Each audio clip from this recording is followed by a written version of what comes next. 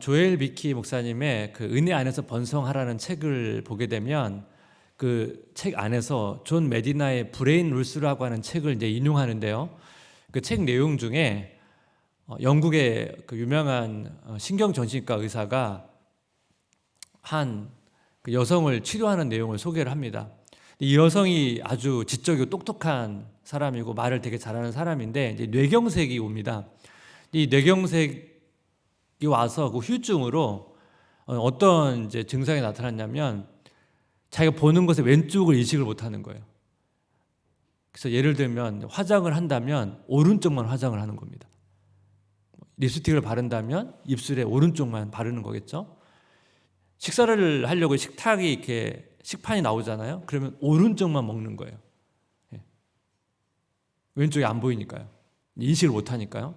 그래서 왜 이렇게 밥을 조금만 주냐고 이렇게 불평하고, 조엘 비키 목사님이 요 예화를 가지고 이제 어떻게 보면 영적인 삶에 적용을 하는 것입니다.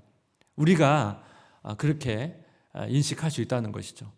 하나님께서 우리에게 번성과 축복을 주실 때는 그 하나님의 손길을 잘 인식하지만 역경과 시련이 올 때는 그런 하나님의 손길을 우리가 잘 인식하지 못한다는 것입니다. 그래서 왜 하나님께서 나를 도와주지 않는가? 하나님께서 나를 잊어버리셨는가? 하나님께서 나를 미워하시는 것은 아닌가? 그러한 생각을 하게 된다는 것입니다. 그래서 우리가 고통의 때, 이 고난의 때 우리가 무엇을 기억해야 되는지를 이삭과 리브가의 삶을 통해서 좀 오늘 나누려고 합니다. 창세기로 넘어가니까요. 창세기는 족보에 관한 책이거든요. 오늘 이제 이삭의 가족 시리즈가 시작이 되는데 이삭의 족보로 시작을 합니다. 창세기 25장 19절 20절의 말씀을 보니까 아브라함의 아들 이삭의 족보는 이러하니라. 아브라함이 이삭을 낳았고 이삭은 40세에 리브가를 맞이하여 아내를 삼았으니 리브가는 밧담 아람의 아람 족속 중 부두엘의 딸이요 아람 족속 중 라반의 누이였더라. 이삭의 족보를 언급하면서 이삭과 리브가의 이야기를 하는데 이삭은 간단히 소개를 하죠. 아브라함의 이제 자녀죠. 아브라함이 하나님의 약속을 받고 아주 늦은 나이에 어렵게 얻은 하나님의 자녀이죠. 그리고 이삭은 어떻게 보면 아브라함의 신앙을 계승한 사람입니다. 이 리브가는 아브라함이 이제 종을 보내서 얻은 이제 이삭의 아내인데, 이제 여기 본문에 보면 밧단 아람이라고 하는 곳은 이제 하란의 지역을 의미하는 곳입니다. 아브라함의 종이 기도를 하면서 기도를 통해서 이제 리브가를 만나게 됐고 그런 과정을 통해서 이제 이삭과 리브가가 만납니다. 그러니까 사실 이삭과 리브가는 정말 하나님의 특별한 인도하심 속에서 만난 사람이거든요. 되게 축복된 만남이죠.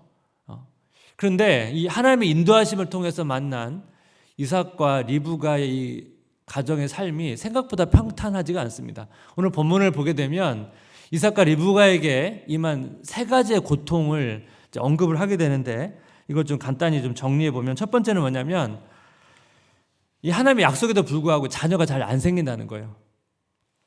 하나님께서 아브라함에게 하늘의 별과 같이 자녀가 많을 것이라고 축복했는데 결과적으로 여러분 아브라함의 자녀가 바로 생기지 않죠. 100세나 돼서야 그때서야 이제 자녀를 갖게 되거든요. 근데 이삭도 이 자녀가 잘 안 생기는 거예요. 뭐 하나님의 약속이 없었다면 하나님의 또 다른 뜻이 있겠지 이렇게 하고 넘어갈 수 있는데 하나님 약속이 있었잖아요. 약속이 있는데도 이게 응답이 없으니까 이게 얼마나 괴롭습니까? 그래서 이삭이 얼마 동안 자녀가 없었는가? 창세기 25장 20절과 26절 두 절을 좀 비교해 보면 알 수 있는데 이삭은 40세에 리브가를 맞이하여 아내를 삼았으니 리브가는 밧단 아람의 아람 족속 중 부두엘의 딸이요 아람 족속 중 라반의 누이였더라. 이삭이 40세에 결혼했죠. 26절 후에 나온 아우는 손으로 에서의 발꿈치를 잡았으므로 그 이름을 야곱이라 하였으며 리브가 그들을 낳을 때 이삭이 60세였더라. 그러니까 40세에 결혼해서 60세에 이제 자녀를 갖게 되니까 20년이라는 시간이 있죠. 20년 동안 자녀가 생기지 않은 것입니다. 이삭이 이 자녀를 기다리는 동안 얼마나 힘들었겠습니까? 그 당시는 여러분 이 자녀가 굉장히 중요한 의미를 가지고 있었기 때문에 아마 굉장히 힘든 20년의 시간을 가졌을 것입니다. 두 번째 고통은 뭐냐면 리브가가 이제 20년 만에 자녀를 가졌는데 이 자녀를 갖는 과정에서 임신했잖아요. 이해할 수 없는 극심한 고통을 경험합니다. 창세기 25장 22절 말씀을 보니까 그 아들들이 그의 태 속에서 서로 싸우는지라 그가 이르되 이럴 경우에는 내가 어찌할꼬 하고 가서 여호와께 묻자온대. 산모가 이제 아기를 가져서 아기가 이제 발길질을 하잖아요. 그러면 되게 신기하기도 하고 놀라기도 하고 때로는 이제 그 발길질 때문에 통증을 느끼기도 하는데 근데 보통 산모가 막 아기가 발길질을 한다고 그거 가지고 막 하나님께 막 묻고 그러지 않지 않습니까? 일반적인 경우는 아닙니다. 리브가가 지금 이 문제를 가지고 하나님께 물었다고 하는 것은 이 지금 배 안에서 일어나고 있는 상황이 일반적인 상황은 아니라는 것을 제가 직감한 거겠죠. 그걸 뭘 가지고 아냐면 그의 태 속에서 이제 쌍둥이가 싸운다고 나오거든요. 싸운다는 이 단어가 되게 강한 단어입니다. 부서뜨리다, 깨뜨리다 이런 의미를 가지고 있거든요. 그러니까 이 단어가 가진 뉘앙스를 보니까 이 뱃속의 쌍둥이가 완전 서로 치고받은 거예요. 서로 막 부서뜨릴 정도로 치고받은 그냥 일반적인 싸운 게 아니고 격심한 싸움이 있었던 것 같습니다. 오늘날 말하면 마치 UFC 격투기를 뱃속에서 막 일어난 거지. 그러니까 그 리브가가 그냥 아기의 일반적인 발길질과는 좀 차원이 다르다는 것을 느낀 거죠. 그래서 오늘 본문을 보시면 이럴 경우 내가 어찌할꼬 이렇게 고백하거든요. 이제 세 번역으로 보니까 그런데 리브가는 쌍둥이를 베었는데 그 둘이 태 안에서 서로 싸웠다. 그래서 리브가는 이렇게 괴로워서야 내가 어떻게 견디겠는가 하면서 이를 알아보려고 주님께로 나아갔다. 세 번역은 원래 이제 의역이 많은 번역이거든요. 근데 사실 이 원문을 보게 되면 되게 말이 짧아요. 그러니까 이거를 직역하면 이래요. 이럴 경우 나 무엇 동사가 없어요. 그럼 왜 뭔가 이렇게 생략된가 뭔가 문장도 이루어지지도 않고 동사도 없고 뭔가 이렇게 하다만 문장처럼 됐는가? 생각해 보다 보니까 오늘날로 말한다면 여러분 그 산모가 너무 막 이제 아기 때문에 고통스러워요. 남편한테 전화를 했어요. 그러면 너무 고통스러운데 막 남편한테 내가 얼마나 고통스러운지 막 상세히 막 얘기하면서 전화를 합니까? 말이 짧죠. 뭐라고 할까요? 뭐 한마디로 표현하거나 병원. 그러면 그 병원이란 단어에 모든 게 다 담긴 거 아니겠습니까? 그만큼 지금 병원에 가야 될 정도로 근데 너무 힘들고 아프다는 거죠. 그러면 이제 그 단어 한 단어가 이제 모든 걸 다 설명하지 않습니까? 지금 리브가가 마치 너무 이제 이해할 수 없는 고통이 있으니까 그러니까 뭔가 문장도 제대로 이루어지지 않은 말을 툭 던지고 그걸 이제 하나님 앞에 이제 가져간 거죠. 하나님께 내 지금 뱃속에서 무슨 일이 일어나고 있는 것입니까? 하나님 이거 어찌 된 상황입니까? 이해할 수가 없습니다. 뭔가 하나님 앞에 이런 하소연을 했겠죠. 세상 사람들은 참 아기도 잘 낳고 잘 사는데 이 하나님의 자녀는 약속된 자녀를 낳는 것도 너무 힘들고 자녀를 진짜 정말 어렵게 낳았는데 그 자녀를 낳고 임신하는 과정도 너무 고통스러운 거예요. 세 번째 고통. 리브가가 이제 그 문제를 가지고 기도를 했는데 하나님께 응답을 주시거든요. 이 기도의 내용이 약간 심란한 내용이에요. 창세기 25장 23절을 보니까 여호와께서 그에게 이르시되 두 국민이 내 태중에 있구나. 두 민족이 내 복중에서부터 나누이리라. 이 족속이 저 족속보다 강하겠고 큰 자가 어린 자를 섬기리라 하셨더라. 두 자녀가 두 민족을 이루는데 이 두 민족이 서로 갈등이 있는 거예요. 근데 일반적인 순서랑 좀 달라요. 둘째가 첫째를 섬기는 게 아니고 첫째가 둘째를 섬긴다는 거예요. 이게 일종의 뭐예요? 일반의 가정의 질서를 뒤집는 내용 아닙니까? 여러분 이 소식을 들었을 때 일반적인 엄마라면 좀 마음이 심란하지 않습니까? 기본적으로 부모가 자녀가 낳았을 때 자녀가 안 싸우고 잘 지내고 그러길 바라지. 여러분이 자녀를 낳았는데 이런 예언을 받았다고 생각해 보십시오. 너무 기쁘겠습니까? 이거 굉장히 어떻게 보면 마음이 심란한 거죠.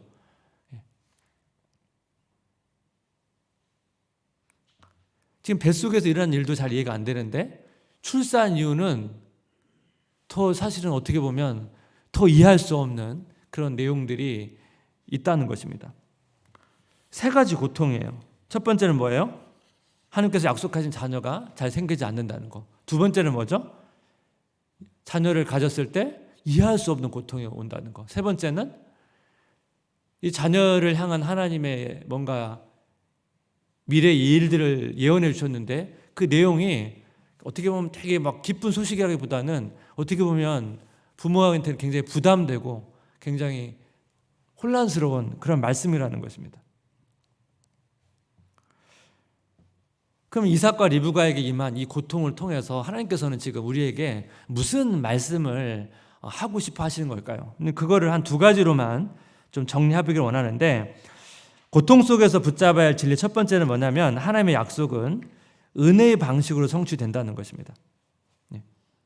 하나님의 약속이 저절로 성취되는 게 아니고 은혜의 방식으로 성취된다는 거예요. 하나님께서 약속하셨으니까 하나님은 당연히 그 약속을 신실하게 지키시겠죠. 하지만 그 성취하는 방식이 은혜의 방식이라는 것입니다. 그러니까 하나님께서 은혜의 방식으로 하나님의 약속을 성취한다고 했을 때는 우리에게 주는 메시지는 뭡니까? 우리가 그 하나님의 은혜의 원리를 전인격적으로 체득하기를 원하시는 거거든요. 근데 우리가 은혜로 산다는 것을 전인격적으로 체득하는 것이 사실 우리가 쉽지 않다는 거예요. 이걸 배워가는 것이 생각보다는 쉽지가 않습니다. 그래서 하나님의 약속이 은혜로 성취된다는 것을 오늘 본문에서 가장 잘 보여주는 게 뭐냐면 기도예요. 지금 이삭과 리브가에게 고통이 있잖아요. 이 고통에 대해서 오늘 본문은 되게 심플하게 정리하는데 이삭과 리브가의 공통적인 반응이 뭐냐면 기도예요. 자녀가 없을 때 이삭이 이 문제로 아주 오랜 시간 기도했다는 것을 알 수 있습니다. 창세기 25장 21절, 이삭이 그의 아내가 임신하지 못함으로 그를 위하여 여호와께 간구하매 여호와께서 그의 간구를 들으셨으므로 그의 아내 리브가가 임신하였더니. 자녀가 생기지 않자 이삭이 기도를 했거든요. 그때 여기 보면 여호와께 기도해. 여호와라는 것은 언약의 하나님을 말하거든요. 뭐 얘기합니까? 약속의 하나님을 붙들고 기도했다는 거예요. 약속의 하나님. 왜냐하면 하나님이 아브라함이 주신 약속이 있었잖아요. 그러니까 그 약속의 하나님을 이삭은 알고 있었을 거예요. 그래서 그 약속의 하나님을 붙들고 기도했을 것입니다. 근데 그거예요. 오랜 시간 동안. 아까 20년 동안 자녀가 안 생겼잖아요. 20년 동안 그 약속의 하나님을 붙들고 기도했다는 것입니다. 근데 여러분, 이삭이 여기서 귀한 게 있어요. 여러분, 20년 동안 기도하면서 얼마나 중간에 많은 인간적인 생각이 들었겠습니까? 근데 아브라함과 또 그의 아들 야곱과는 다른 방식을 취해요. 아브라함은 어떻게 반응해요? 자녀가 안 생길 때 종을 통해서 자녀를 이렇게 갖거든요. 야곱도 마찬가지예요. 야곱도 결혼해서 아내가 있었지만 또 종을 통해 자녀를 갖거든요. 근데 이삭은 그런 방식을 취하지 않습니다. 약속이 응답될 때까지 끝까지 하나님의 약속을 기다리면서 기도했다는 거예요. 그게 귀한 거죠. 리브가도 마찬가지입니다. 아까 말씀드렸죠. 창세기 25장 22절. 그 아들들이 그의 태 속에 서로 싸우는지라 그가 이르되 이럴 경우에는 내가 어찌할꼬 하고 가서 여호와께 묻자온대. 리브가도 자기의 고통 속에서 그 문제를 가지고 어떻게 했다고요? 하나님께 기도를 했다는 거예요.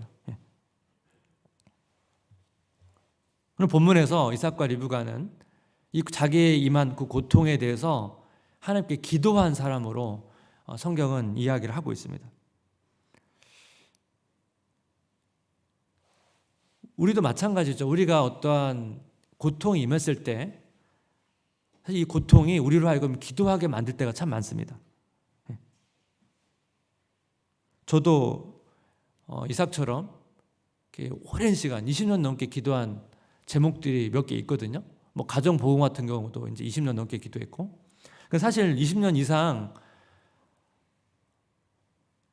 하나님의 약속을 붙들고 기도한다는 건 사실 쉽지가 않습니다. 저도 그 당시 이제 가정 보험 안 됐기 때문에 너무 힘들고 고통스럽기 때문에 제가 이제 그걸 간절히 기도했지. 제가 만약 이 가정 보험이라고 하는 이 간절한 기도 좀 없었다면 제가 하나님께 간절히 지속적으로 기도했을까? 그랬을 것 같지는 않습니다. 그 고통 때문에 제가 이제 교회 다니기 힘드니까 그런 간절함이 있었기 때문에 제가 그 고통 때문에 이제 기도라고 하는 통로를 통해서 하나님께 매달린 거죠. 우리가 자발적으로 하나님을 간절히 지속적으로 잘 찾지 않는다는 것입니다. 근데 우리가 이제 고통 때문에 기도를 하잖아요. 근데 여러분 이 고통을 통해서 기도할 때 하나님께 주시는 은혜가 있어요. 이 기도라는 게 어떻게 보면 하나님의 은혜를 잘 보여주는 경건의 훈련인데 사실 우리가 어떤 문제를 가지고 하나님 앞에 나아가잖아요. 근데 우리가 그 과정을 통해서 뭘 발견하냐면 우리는 고통을 통해서 하나님을 바라보잖아요. 고통이 아니면 사실 하나님을 잘 바라보지 않는데 이 고통을 통해서 하나님을 바라보는데 이 고통을 통해서 하나님을 바라볼 때 뭘 발견합니까? 이미 오래전부터 나를 주목하시고 바라보셨던 하나님을 발견해요. 기도라는 그런 거거든요. 우리는 일상에서 기도를 통해서 잠시 하나님을 바라보잖아요. 근데 하나님께서는 뭐예요? 우리를 오랜 시간 지속적으로 계속 바라보고 있다는 것을 우리는 기도라는 걸 통해서 발견하는 거죠. 그래서 사실 우리는 기도를 통해서 기도를 시작하면서 이미 우리를 오래전부터 우리의 만남을 기다리고 계신 그 하나님을 만나면서 그 은혜를 누리는 것입니다. 어떻게 보면 더 정직하게 말한다면 기도하기 전부터 하나님의 은혜는 시작된 거죠. 우리가 기도라는 사실을 통해서 자각하고 발견하는 것이지 이미 오래전부터 하나님의 은혜는 우리를 향해서 계속 된 것입니다. 그게 기도죠. 그리고 기도를 통해서 우리는 하나님의 약속이 어떻게 성취되어 가는지를 실제적으로 경험하게 되는 거죠. 그건 기도한 사람들만이 아는 축복인 것입니다. 그것이 오늘 우리가 고통 속에서 붙잡아야 할 진리, 하나님의 약속은 은혜의 방식으로 성취되는데 가장 대표적인 게 오늘 본문에 있는 기도를 통해서 그것을 알 수 있다는 것입니다. 고통 속에서 붙잡아야 할 진리 두 번째는 뭐냐면 하나님의 자녀는 은혜로 승리한다는 것입니다. 오늘 일부가가 너무 이제 자기가 고통스러우니까 하나님께 가져갔더니 하나님의 응답이 어떻게 보면 되게 난감한 응답이라고 말씀을 드렸죠. 창세기 25장 23절 여호와께서 그에게 이르시되 두 국민이 내 태중에 있구나. 두 민족이 내 복중에서부터 나누리라. 이 족속이 저 족속보다 강했고 큰 자가 어린 자를 섬기리라 하셨더라. 이 내용이 여러 가지 의미를 가지고 있는데 오늘은 이제 이 포인트에 맞춰서 말한다면 큰 자가 작은 자를 섬긴다는 건 은혜를 설명하는 표현이에요. 작은 자 야곱은 어떻게 보면 하나님의 나라를 상징한다고 볼 수 있고요. 큰 자 에서는 세상 나라를 상징한다고 볼 수 있습니다. 그러니까 이건 뭐예요? 하나님의 나라가 세상의 나라를 이긴다는 거죠. 승리한다는 거죠. 그래서 원래 은혜라고 하는 것은 이 세상의 질서를 뒤집습니다. 그렇잖아요? 은혜라고 하는 그 내용 자체가 세상에서 가지고 있는 이 논리나 이론을 뒤집는 내용이거든요.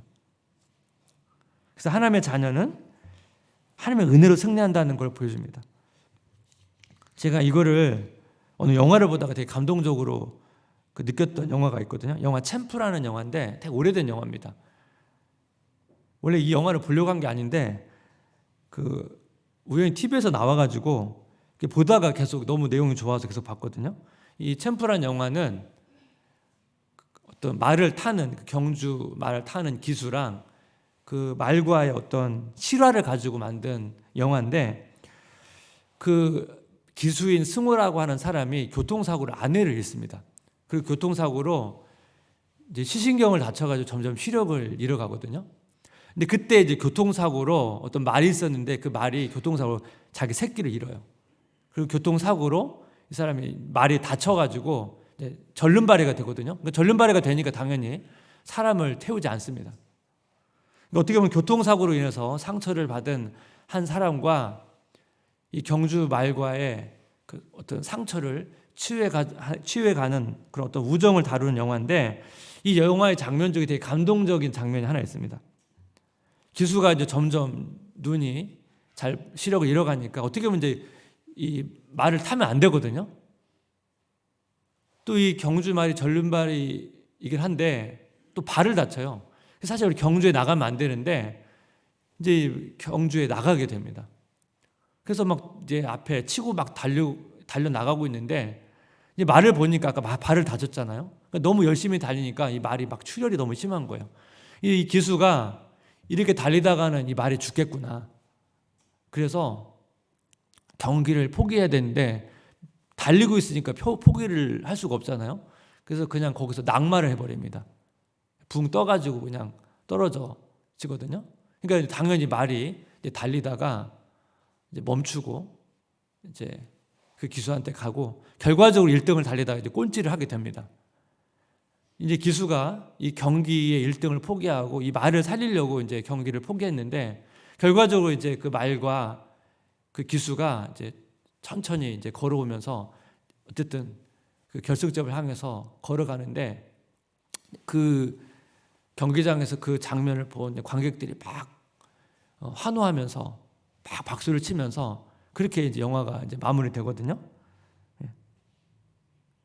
이 장면을 보면서 어떻게 보면 꼴찌했거든요.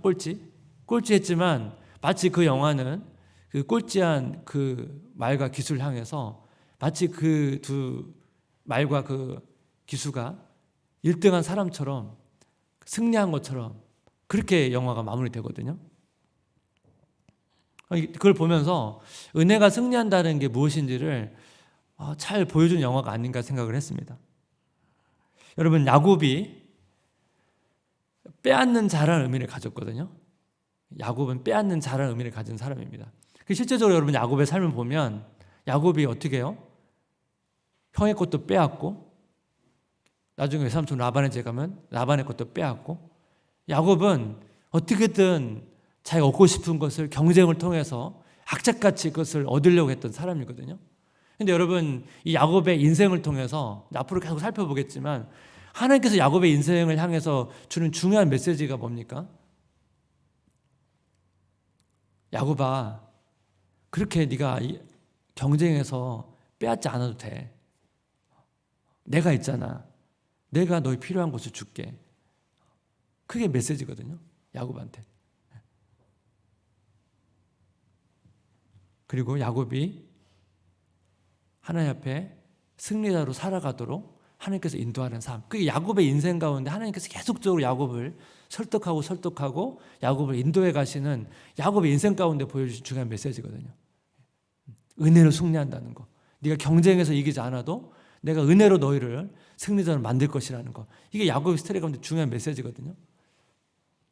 예수님께서도 이 땅에 오셔서 세상의 방식으로 승리자가 되신 것이 아니죠. 우리와 같이 인간의 몸을 입으시고 십자가에 돌아가심으로 은혜의 방식으로 승리자가 되셨습니다. 사랑하는 성도 여러분, 오늘 말씀을 좀 마무리하면서 우리가 이 기도가 우리에게 얼마나 놀라운 은혜의 자리인 것을 우리에게 말씀하고 있습니다. 하나님께서는 우리가 무엇이길래 우리의 만남을 기다리십니까? 우리 때로는 하나님과의 만남을 잊어버리기도 하고 때로는 우선순위에 밀려서 때로는 하나님과의 만남을 갖지 않을 때도 있지만 하나님께서는 항상 우리의 만남을 기다려주시고 또 우리의 만남을 기뻐하시고 또 우리가 그때 하나님을 바라볼 때 한 오래전부터 우리를 주목하시면서 우리를 바라보시는 것입니다. 이게 은혜 아닙니까? 그래서 우리는 그 기도를 통해서 하나님의 은혜 원리를 배워가는 것이고 이 기도를 통해서 하나님께서 어떻게 하나님의 약속을 성취해 가는지를 우리가 생생하게 체험하기를 원하신다는 것입니다. 또 하나님께서는 우리가 이 세상의 방식이 아니고 은혜의 방식으로 우리가 승리자라는 사실을 가르쳐 주시길 원하신다는 거예요. 여러분 우리가 이 치열한 경쟁 사회에서 사실 얼마나 피곤하고 지칩니까? 하나님께서 우리에게 그런 방식이 아니고 은혜의 방식으로 우리가 승리자라는 것, 또 내가 너의 공급자라는 것, 네가 그렇게 다른 사람의 것을 빼앗지 않아도 내가 너의 필요를 채워줄 수 있는 공급자라는 사실을 통해서 우리가 그런 것에 자유할 수 있도록 우리에게 다가오신다는 것입니다. 오늘 이것이 오늘 이삭과 리브가의 고통 가운데 하나님께서 찾아오셔서 이삭과 리브가에게 해주신 말씀의 핵심이거든요. 우리가 이 은혜의 원리를 삶으로 체득해서 정말 우리가 전인격적으로 내가 은혜의 사람이고 우리가 은혜로 살아간다는 것을 깊이 있게 누려가시는 복된 삶 되시기를 주님의 이름으로 기도하고 축복합니다.